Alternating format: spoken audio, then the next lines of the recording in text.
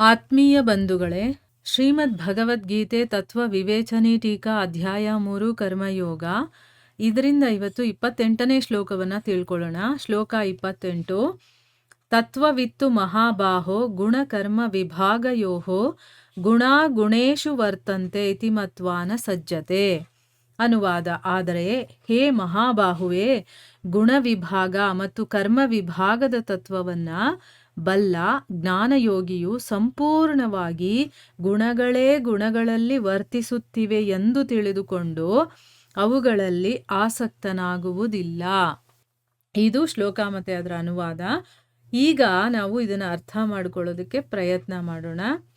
ಈ ಶ್ಲೋಕದಲ್ಲಿ ಏನು ಹೇಳ್ತಾ ಇದ್ದಾರೆ ಅಂತಂದರೆ, ಆದರೆ ಅನ್ನುವಂಥ ಶಬ್ದವನ್ನು ಪ್ರಯೋಗ ಮಾಡಿ, ಅಂದರೆ ಹಿಂದಿನ ಶ್ಲೋಕದಲ್ಲಿ ಏನು ಹೇಳಿದ್ರೋ ಆ ವಿಷಯವನ್ನು ಹೇಳಿ, ಆದರೆ ಗುಣ ವಿಭಾಗ ಮತ್ತು ಕರ್ಮ ವಿಭಾಗ ಈ ತತ್ವಗಳನ್ನೆಲ್ಲ ತಿಳ್ಕೊಂಡಿರುವಂತಹ ಜ್ಞಾನಯೋಗಿ ಏನು ಮಾಡ್ತಾನೆ, ಅದನ್ನ ಯಾವ ರೀತಿ ಅರ್ಥ ಮಾಡ್ಕೊಂಡಿದ್ದಾನೆ, ಎಲ್ಲ ಗುಣಗಳೇ ಗುಣಗಳಲ್ಲಿ ವರ್ತಿಸ್ತಾ ಇದೆ ಅಂತ ತಿಳ್ಕೊಂಡಿರ್ತಾನೆ ಮತ್ತು ಅದರಲ್ಲಿ ಆಸಕ್ತನಾಗಿರೋದಿಲ್ಲ. ಈಗ ಯಾರು ಅಜ್ಞಾನಿ ಆಗಿರ್ತಾನೋ ಅವನು ನಾನೇ ಮಾಡ್ತಾ ಇದ್ದೀನಿ ಅಂತ ತಿಳ್ಕೊಂಡು ಅದರಲ್ಲಿ ಆಸಕ್ತಿಯನ್ನು ಬೆಳೆಸ್ಕೊಳ್ತಾನೆ, ಆಯಿತಾ. ಅದಕ್ಕೋಸ್ಕರ ಅವನು ಕರ್ಮಫಲಗಳನ್ನು ಅನುಭವಿಸ್ಬೇಕಾಗತ್ತೆ. ಆದರೆ ಯಾರು ಜ್ಞಾನಿ ಆಗಿರ್ತಾನೋ ಅವನು ಗೊತ್ತಿರುತ್ತೆ ಈ ಗುಣಗಳೇ ಗುಣಗಳಲ್ಲಿ ಇಲ್ಲಿ ವರ್ತನೆ ಮಾಡ್ತಾ ಇದೆ ಅಂತಂದ್ಬಿಟ್ಟು ಅದಕ್ಕೆ ಅವನು ಯಾವುದರಲ್ಲೂ ಆಸಕ್ತನಾಗೋದಿಲ್ಲ. ಯಾಕಂದರೆ ಅವನು ಗೊತ್ತಿರುತ್ತೆ ನಾನು ಆತ್ಮ, ನಾನು ಈ ದೇಹ ಅಲ್ಲ, ಈ ಕಾರ್ಯಗಳೆಲ್ಲ ನಾನು ಮಾಡ್ತಾ ಇರೋದಲ್ಲ, ನಾನು ಆ ದೇಹದಲ್ಲಿ ಇದ್ದೀನಿ ಅಷ್ಟೇ, ಆದರೆ ಅದು ತಂತಾನಾಗೆ ಗುಣಗಳಲ್ಲಿ ಗುಣಗಳು ವರ್ತನೆ ಮಾಡ್ತಾ ಇದೆ ಅನ್ನೋ ವಿಷಯ ಅವನಿಗೆ ಚೆನ್ನಾಗಿ ಮನದಟ್ಟಾಗಿರುತ್ತೆ. ಅದಕ್ಕೋಸ್ಕರ ಅವನು ಯಾವುದೇ ಒಂದು ಆಸಕ್ತಿಗೆ ಒಳಗಾಗೋದಿಲ್ಲ ಅನ್ನೋದು ಈ ಒಂದು ಶ್ಲೋಕದ ಅರ್ಥ. ಈಗ ಪ್ರಶ್ನೆ ಏನಪ್ಪ ಅಂತಂದರೆ, ತೂ ಪದದ ಪ್ರಯೋಗ ಮಾಡಿದಾರಲ್ಲ ಅದಕ್ಕೆ ಅರ್ಥ ಏನು, ಯಾಕೆ ಇಲ್ಲಿ ತೂ ಪ್ರಯೋಗವನ್ನು ಮಾಡಿದ್ದಾರೆ ಅಂತಂದ್ಬಿಟ್ಟು ಉತ್ತರ ಏನು ಅಂತಂದರೆ, 27ನೇ ಶ್ಲೋಕದಲ್ಲಿ ಏನು ವರ್ಣನೆ ಮಾಡಿದಾರೋ ಅಂದರೆ ಅಜ್ಞಾನಿಯ ಸ್ಥಿತಿಗಿಂತ ಜ್ಞಾನಯೋಗಿಯ ಸ್ಥಿತಿಯಲ್ಲಿ ಅತ್ಯಂತ ಭೇದ ಇದೆ ಅನ್ನೋದನ್ನು ತೋರಿಸೋದಕ್ಕೋಸ್ಕರ. ಈಗ ಅಜ್ಞಾನಿ ಯಾವ ರೀತಿ ನಡ್ಕೊಳ್ತಾನೆ, ಅಹಂಕಾರ ವಿಮೂಢಾತ್ಮ ಅಂತೆಲ್ಲ ಹೇಳಿದಾರಲ್ವಾ. ಸೊ ಅಜ್ಞಾನಿ ನಾನೇ ಕರ್ತೃ ಅಂತ ತಿಳ್ಕೊಳ್ತಾನೆ, ಆದರೆ ಆ ಅಜ್ಞಾನಿಗಿಂತ ಜ್ಞಾನಯೋಗಿಯ ಸ್ಥಿತಿ ಹೇಗಿರುತ್ತೆ ಅದು ತುಂಬಾ ಡಿಫ್ರೆಂಟ್ ಆಗಿರುತ್ತೆ ಅಂತ ತೋರಿಸೋದಕ್ಕೋಸ್ಕರ ಇಲ್ಲಿ ತೂ ಅನ್ನೋವಂಥ ಪದದ ಪ್ರಯೋಗವನ್ನು ಮಾಡಿದ್ದಾರೆ. ಮುಂದಿನ ಪ್ರಶ್ನೆ ಏನು ಅಂತಂದರೆ, ಗುಣ ವಿಭಾಗ ಮತ್ತು ಕರ್ಮ ವಿಭಾಗ ಅಂತಂದರೆ ಏನು, ಮತ್ತು ಅದೆರಡರ ತತ್ವಗಳನ್ನು ತಿಳಿಯೋದು ಅಂತ ಹೇಳಿದಾರಲ್ಲ, ಹಂಗಂದ್ರೆ ಏನು ಅರ್ಥ ಅಂತಂದ್ಬಿಟ್ಟು ಇಲ್ಲಿ ಕೇಳ್ತಾ ಇದ್ದಾರೆ. ಉತ್ತರ ಏನು ಅಂತಂದರೆ, ಸತ್ವ, ರಜ ಮತ್ತು ತಮ ಈ 3 ಗುಣಗಳ ಕಾರ್ಯರೂಪದಲ್ಲಿರುವಂತಹ 23 ತತ್ವಗಳ ವರ್ಣನೆಯನ್ನೆಲ್ಲ ಹಿಂದಿನ ಶ್ಲೋಕದಲ್ಲೇ ಹೇಳಿದಾರಲ್ಲ, ಆ 23 ತತ್ವಗಳ ಸಮುದಾಯವೇ ಗುಣ ವಿಭಾಗ ಆಗಿದೆ. ಈಗ ನಾವೇನು 23 ತತ್ವಗಳು ಯಾವ್ದ್ಯಾವುದು ಅಂತ ತಿಳ್ಕೊಂಡ್ವೋ ಅವೆಲ್ಲ ಗುಣ ವಿಭಾಗ. ಅಂತಃಕರಣದಲ್ಲಿರುವಂತಹ ಸಾತ್ವಿಕ, ರಾಜಸ ಮತ್ತು ತಾಮಸ ಭಾವನೆಗಳಿದೆಯಲ್ಲ, ಆ ಭಾವಗಳ ಸಂಬಂಧದಿಂದ ಕರ್ಮಗಳಲ್ಲಿ ನಾವು ಮಾಡುವಂಥ ಯಾವುದೇ ರೀತಿಯ ಕೆಲಸಗಳಾಗಿರಬಹುದು ಅದರಲ್ಲಿ ಸಾತ್ವಿಕ, ರಾಜಸ ಮತ್ತು ತಾಮಸ ಅನ್ನುವಂಥ 3 ಭೇದಗಳು ಇರುತ್ತೆ. ಮತ್ತು ಅದರ ಸಂಬಂಧದಿಂದ ಇಂಥವನು ಸಾತ್ವಿಕ ಮನುಷ್ಯ, ಇಂಥವನು ರಾಜಸಿಕ ಮನುಷ್ಯ, ಇಂಥವನು ತಾಮಸಿಕ ಮನುಷ್ಯ ಅಂತ ಹೇಳ್ತಾರೆ. ಈ ಗುಣವೃತ್ತಿಗಳೂ ಕೂಡ ಗುಣ ವಿಭಾಗದಲ್ಲೇ ಅಂತರ್ಗತವಾಗಿದೆ ಅನ್ನೋದನ್ನು ಗಮನಿಸಬೇಕು. ಅಂದರೆ ಇವನು ಸಾತ್ವಿಕನ, ಇವನು ರಾಜಸಿಕನ ಅಂತ ಹೆಂಗೆ ಗೊತ್ತಾಗುತ್ತೆ ಅಂತಂದರೆ ಅವನು ನಡ್ಕೊಳ್ಳುವಂಥ ರೀತಿ, ಆಯಿತಾ. ಈಗ ನಾವು ಹೋದ ಶ್ಲೋಕದಲ್ಲಿ ಏನೇನೆಲ್ಲ 23 ತತ್ವಗಳು ಅಂತ ತಿಳ್ಕೊಂಡ್ವೋ ಅವೆಲ್ಲ ಗುಣ ವಿಭಾಗ.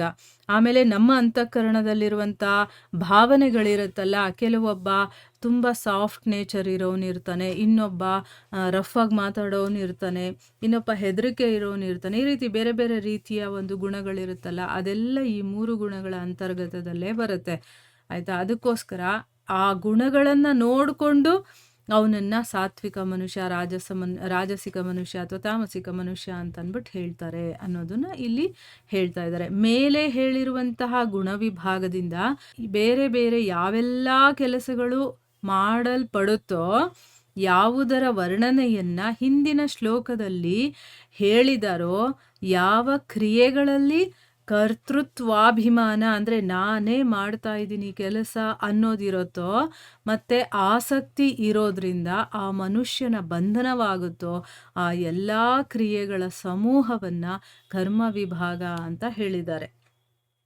ಇಲ್ಲಿ ಗುಣ ವಿಭಾಗ, ಕರ್ಮ ವಿಭಾಗ ಅಂತ 2 ಪದಗಳನ್ನು ಉಪಯೋಗ ಮಾಡಿದಾರಲ್ಲ. ಈಗ ನಾವು ತಿಳ್ಕೊಂಡಿರೋ ಪ್ರಕಾರ 23 ತತ್ವಗಳಿದೆಯಲ್ಲ, ಅದರ ಮೂಲಕ ಏನೇನೆಲ್ಲ ಆಗುತ್ತೋ ಅದನ್ನು ಗುಣ ವಿಭಾಗ ಅಂತ ಹೇಳ್ತೀವಿ. ಅದೇ ರಾಜಸಿಕ, ತಾಮಸಿಕ ಮತ್ತು ಸಾತ್ವಿಕ ಅಂತಂದ್ಬಿಟ್ಟು.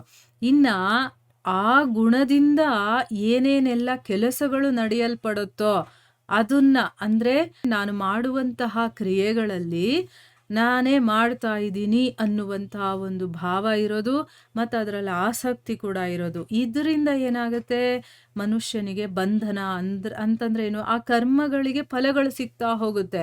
ಅದರಿಂದ ಅವನು ಬಂಧಿತನ ಆಗ್ತಾ ಹೋಗ್ತಾನೆ. ಅಂದರೆ ಈ ಹುಟ್ಟು ಸಾವು ಚಕ್ರದಲ್ಲಿ ಅವನು ತಿರುಗ್ತಾನೆ ಇರಬೇಕಾಗಿರುತ್ತಲ್ಲ. ಆ ಎಲ್ಲ ಕ್ರಿಯೆಗಳ ಸಮೂಹವನ್ನು ಕರ್ಮ ವಿಭಾಗ ಅಂತ ಹೇಳಿದ್ದಾರೆ. ಮೇಲೆ ಹೇಳಿರುವಂತಹ ಗುಣ ವಿಭಾಗ ಮತ್ತು ಕರ್ಮ ವಿಭಾಗ ಎಲ್ಲವೂ ಕೂಡ ಈ ಪ್ರಕೃತಿಯ ವಿಸ್ತಾರನೇ ಆಗಿದೆ. ಅದಕ್ಕೋಸ್ಕರನೇ ಇವೆಲ್ಲವೂ ಕೂಡ ಜಡ, ಕ್ಷಣಿಕ, ನಾಶವುಳ್ಳಂಥದ್ದು ಮತ್ತು ವಿಕಾರಶೀಲವಾಗಿರುವಂಥದ್ದು ಮತ್ತು ಮಾಯಾಮಯವಾಗಿದ್ದು, ಕನಸಲ್ಲಿ ನಾವು ಆಗದೇ ಇರೋದು ಆಗೋ ಥರ ಕಂಡು ಬರುತ್ತಲ್ಲ, ಅದೇ ರೀತಿ ಇದೂ ಆಗತ್ತೆ.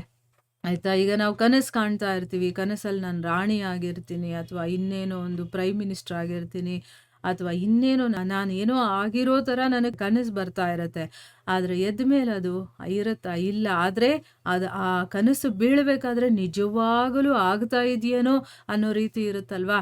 ಅದೇ ರೀತಿ ಈ ಒಂದು ಗುಣ ವಿಭಾಗ ಆಗಿರ್ಬೋದು, ಕರ್ಮ ವಿಭಾಗ ಎಲ್ಲವೂ ಕೂಡ ಕ್ಷಣಿಕವಾಗಿರುವಂಥದ್ದು. ಅದು ಕನಸು ಥರಾನೇ, ಆಗದೇ ಇರೋದು ಆಗೋ ಥರ ಕಾಣಿಸ್ತಾ ಇರುತ್ತೆ.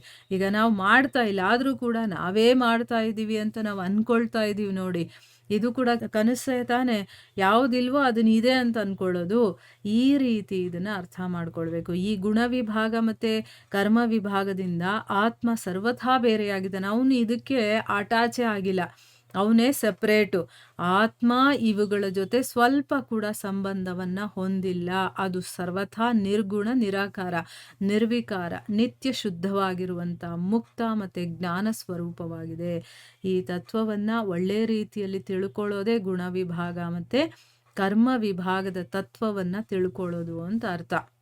ಅಂದರೆ ಆತ್ಮ ಮತ್ತು ಈ ದೇಹ ಎರಡಕ್ಕೂ ಏನು ಡಿಫ್ರೆನ್ಸ್ ಇದೆ, ಮತ್ತು ನಾವು ಮಾಡ್ತಾ ಇರುವಂಥ ಕರ್ಮ ಆಗಿರ್ಬೋದು, ನಮ್ಮಲ್ಲಿರುವಂಥ ಗುಣಗಳಾಗಿರ್ಬೋದು, ಅದು ತಂತಾನಾಗಿ ಈ ಕರ್ಮಗಳೆಲ್ಲ ನಡೀತಾ ಇದೆ, ನನಗೂ ಅದಕ್ಕೂ ಸಂಬಂಧ ಇಲ್ಲ ಅಂತ ತಿಳ್ಕೊಳ್ಳೋದಿದೆಯಲ್ಲ, ಅದು ನಿಜವಾಗ್ಲೂ ನಾವು ತಿಳ್ಕೋಬೇಕಾಗಿರುವಂಥ ವಿಷಯ. ಆಯಿತಾ. ಅದನ್ನು ಹೇಳೋದಕ್ಕೋಸ್ಕರ ಇಲ್ಲಿ ಈ ಗುಣ ವಿಭಾಗ, ಕರ್ಮ ವಿಭಾಗ ಇದನ್ನೆಲ್ಲ ಹೇಳಿರುವಂಥದ್ದು. ಈ 2ರ ತತ್ವಗಳನ್ನು ತಿಳ್ಕೊಂಡ್ರೆ ನಾವು ಎಲ್ಲವನ್ನ ತಿಳ್ಕೊಂಡಂಗೆ ಲೆಕ್ಕ. ಆಯಿತಾ. ಅವಾಗ ನಮಗೆ ಕಂಪ್ಲೀಟಾಗಿ ಅದು ಅರ್ಥ ಆಗ್ಬಿಡುತ್ತೆ. ಇಲ್ಲಿಗೆ ನಾವು ನಿಲ್ಲಿಸೋಣ. ಹರೇ ಕೃಷ್ಣ.